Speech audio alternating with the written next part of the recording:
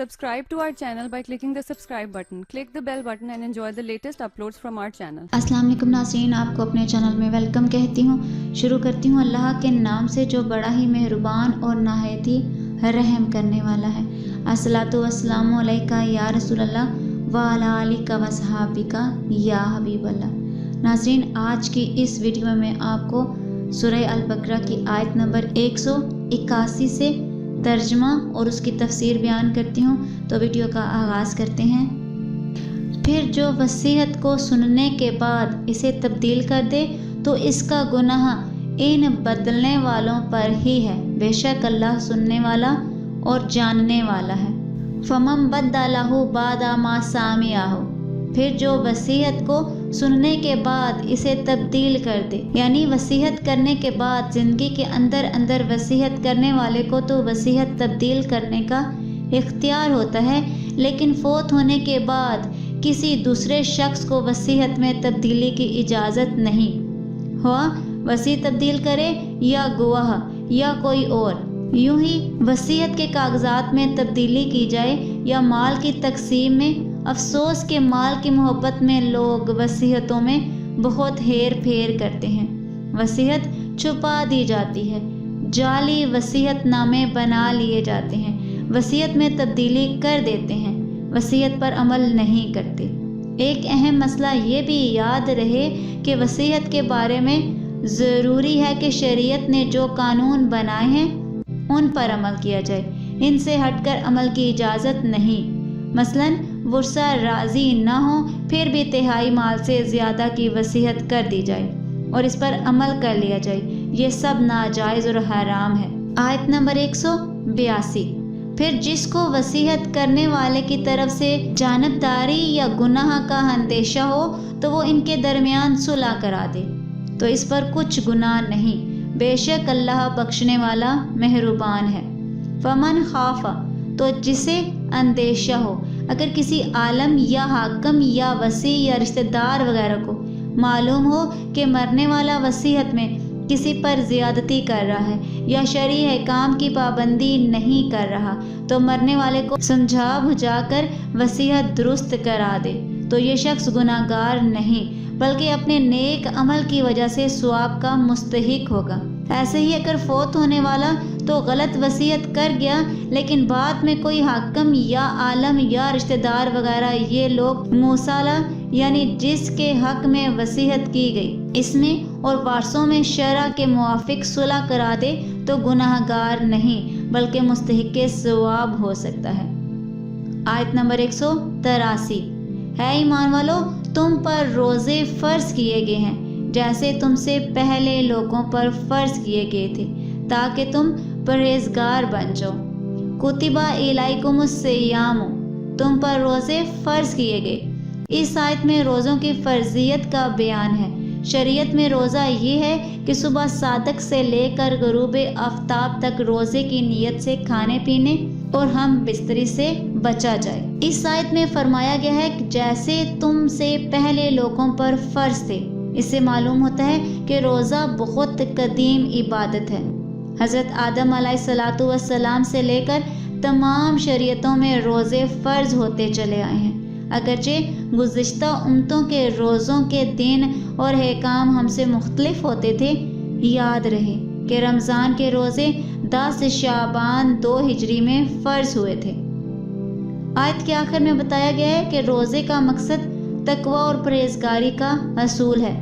روزے میں چونکہ نفس پر سختی کی جاتی ہے اور کھانے پینے کی حلال چیزوں سے بھی روک دیا جاتا ہے تو اسے اپنی خواہشات پر قابو پانے کی مشق ہوتی ہے جس سے ضبط نفس اور حرام سے بچنے پر قوت حاصل ہوتی ہے، اور یہی ضبط نفس اور خواہشات پر قابو وہ بنیادی چیز ہے جس کے ذریعے آدمی گناہوں سے رکتا ہے۔ قرآن پاک میں ہے، اور وہ جب اپنے رب کے حضور کھڑے ہونے سے ڈرا اور نفس کو خواہش سے روکا تو بے شک جنت ہی ٹھکانہ ہے۔ حضرت عبداللہ بن مسعود رضی اللہ تعالیٰ عنہ سے روایت ہے، رسول اللہ صلی اللہ علیہ وآلہ وسلم نے فرمایا ہے، جوانوں تم میں جو کوئی نکاح کی استطاعت رکھتا ہے وہ نکاح کرے، یہ اجنبی عورت کی طرف نظر کرنے سے نکاح کو روکنے والا ہے اور شرمگاہ کی حفاظت کرنے والا ہے، اور جس میں نکاح کی استطاعت نہیں وہ روزے رکھے۔ آیت نمبر 184۔ گنتی کے چند دن ہے تو تم میں جو کوئی بیمار ہو یا سفر میں ہو تو اتنے روزے اور دنوں میں رکھے، اور جنہیں اس کی طاقت نہ ہو ان پر ایک مسکین کا کھانا فدیہ ہے۔ پھر جو اپنی طرف سے نیکی زیادہ کرے تو وہ اس کے لیے بہتر ہے، اور اگر تم جانو تو روزہ رکھنا تمہارے لیے زیادہ بہتر ہے۔ ایام معدودات، گنتی کے چند دن۔ فرض روزے گنتی کے دن ہیں، یعنی صرف رمضان کا ایک مہینہ جو 29 دن کا ہوگا یا 30 دن کا، لہٰذا گھبرانے کی ضرورت نہیں، بلکہ یہ ذہن میں رکھنا چاہیے کہ جس رب نے تمہیں 11 ماہ کھلایا پلایا، وہ اگر ایک ماہ صرف دن کے وقت کھانے پینے سے منع فرما دے، اور اس فاقے میں بھی تمہارے جسم و روح، ظاہر و باطن، دنیا اور آخرت کا فائدہ ہو تو ضرور اس کی اطاعت کرو۔ فمن کانا منکم مریضان، تو تم میں جو کوئی بیمار ہو تو وہ بعد میں قضا کرے۔ اس کے علاوہ بھی چند افراد ہیں جنہیں روزہ چھوڑنے کی اجازت ہے۔ آیت میں بطور خاص بیمار اور مسافر کو رخصت دے دی گئی ہے، لیکن یہ یاد رہے کہ سفر سے مراد 3 دن کی مسافت یعنی 57.5 میل یعنی 92 کلومیٹر ہے۔ اس سے کم سفر ہے تو روزہ چھوڑنے کی اجازت نہیں۔ مریض کو بھی رخصت ہے کہ جب کہ اسے روزہ رکھنے سے مرض کی زیادتی یا ہلاک ہونے کا اندیشہ ہو تو یہ روزہ چھوڑ دے، اور بعد میں ممنوع ایام کے علاوہ اور دنوں میں روزہ رکھ لے۔ البتہ یہ یاد رہے کہ مریض کو محض زیادہ بیماری کے یا ہلاکت کے صرف وہم کی بنا پر روزہ چھوڑنا جائز نہیں، بلکہ ضروری ہے کہ کسی دلیل یا سابقہ تجربے یا کسی ایسے طبیب کے کہنے سے غالب گمان حاصل ہو جو طبیب ظاہری طور پر فاسق نہ ہو۔ ناظرین، جو فی الحال بیمار نہ ہو لیکن مسلمان ماہر طبیب یہ کہے کہ وہ روزے رکھنے سے بیمار ہو جائے گا، وہ بھی روزہ چھوڑ سکتا ہے۔ حاملہ یا دودھ پلانے والی عورت کو اگر روزہ رکھنے سے اپنے بچے کی جان کا یا اس کے بیمار ہو جانے کا اندیشہ ہو تو اس کو بھی افطار جائز ہے۔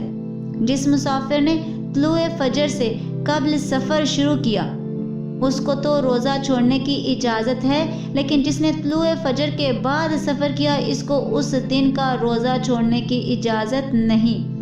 فدیۃ طعام مسکین، ایک مسکین کا فدیہ۔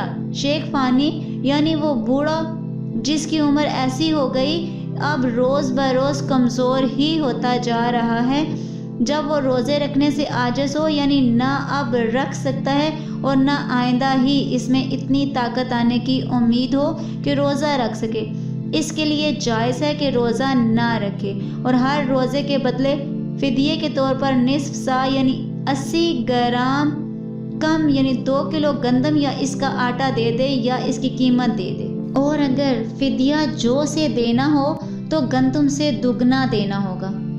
یہ بھی یاد رہے کہ اگر فدیہ دینے کے بعد روزہ رکھنے کی قوت آ گئی تو روزہ رکھنا لازم ہو جائے گا۔ ناظرین، اگر کوئی شیخ فانی غریب اور نادار ہو اور فدیہ دینے کی قدرت بھی نہ رکھتا ہو تو اللہ سے استغفار کرتا رہے۔ ناظرین، پھر جو اپنی طرف سے نیکی زیادہ کرے تو وہ اس کے لیے بہتر ہے۔ اس سے مراد یہ ہے کہ فدیے کی مقدار تو مخصوص ہے، لیکن اگر کوئی زیادہ دینا چاہے تو بخوشی دے سکتا ہے۔ جتنا زیادہ دے گا اتنا ہی ثواب بڑھتا جائے گا۔ جیسے بعض صحابہ اکرام نے نماز کے خشوع و خضوع میں فرق پڑنے پر پورا باغ صدقہ کر دیا تھا۔ یہاں یہ مسئلہ بھی یاد رہے کہ مسافر اور مریض کو روزہ نہ رکھنے کی اگرچہ اجازت ہے، لیکن زیادہ بہتر اور افضل روزہ رکھنا ہی ہے، جیسا کہ آیت کے آخر میں فرمایا وَأَن تَصُومُوا خَيْرٌ لَكُمْ، اور تمہارا روزہ رکھنا تمہارے لیے بہتر ہے۔ ناظرین، روزے کے بے شمار فوائد ہیں، ان میں سے 6 بیان کر دیتی ہوں کہ روزہ رکھنے سے معدے کی تکالیف اور اس کی بیماریاں ٹھیک ہو جاتی ہیں اور نظام ہضم بہتر ہو جاتا ہے۔ نمبر 2، روزہ sugar level, cholesterol, blood pressure میں اعتدال لاتا ہے اور اس کی وجہ سے دل کا دورہ پڑنے کا خطرہ نہیں رہتا۔ نمبر 3، روزے کے دوران خون کی مقدار میں کمی ہو جاتی ہے، اس کی وجہ سے دل کو انتہائی فائدہ مند آرام پہنچتا ہے۔ نمبر 4، روزے سے جسمانی کھنچاؤ، ذہنی تناؤ، ڈپریشن اور نفسیاتی امراض کا خاتمہ ہو جاتا ہے۔ نمبر 5، روزہ رکھنے سے موٹاپے میں کمی واقع ہوتی ہے اور اضافی چربی ختم ہو جاتی ہے۔ اور نمبر 6 پہ روزہ رکھنے سے بے اولاد خواتین کے ہاں اولاد ہونے کے امکانات کئی گنا بڑھ جاتے ہیں۔ حضرت امام احمد رضا خان رحمۃ اللہ علیہ فرماتے ہیں، ابھی چند سال ہوئے ماہ رجب میں حضرت والد ماجد خواب میں تشریف لائے اور مجھ سے فرمایا، آپ کی رمضان میں مرض شدید ہوگا، روزہ نہ چھوڑنا۔ ویسا ہی ہوا اور ہر چند طبیب وغیرہ نے کہا، مگر میں نے بحمد اللہ تعالی روزہ نہ چھوڑا اور اسی برکت نے شفا دی کہ حدیث میں ارشاد ہوا کہ روزہ رکھو تندرست ہو جاؤ گے۔ آج کی اس ویڈیو میں اتنا ہی، دعا میں یاد رکھیے گا، ملتے ہیں اگلی ویڈیو میں، تب تک کے لیے اللہ حافظ۔